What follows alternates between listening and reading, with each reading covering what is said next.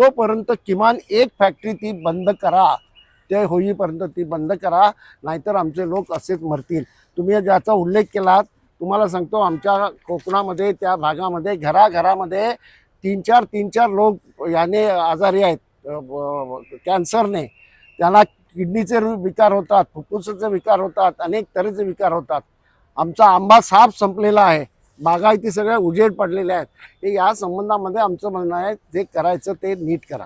बरं, दुसरा असा मुद्दा आहे की तुम्ही राज्याचे कामगार मंत्री होता, त्यावेळी सुद्धा तुम्हाला असं केमिकलचं पाणी त्याची विल्हेवाट अशा पद्धतीने लावताना दिसलं, आणि त्यावेळेला तुमची काय भूमिका होती? त्या संबंधामध्ये माझ्याकडे कंप्लेंट त्यावेळेला कोणाची आली नाही, आणि त्या वेळेला ते सरकार ते शुद्धीकरण करणारे प्रोजेक्ट करत होते. परंतु आता 4 त्यातले प्रोजेक्ट आहेत, त्यातले 3 बंदच असतात, आणि ते पुरेसं नाही आहे. आता लोक तिथे विहीर काढतात. कसली विहीर?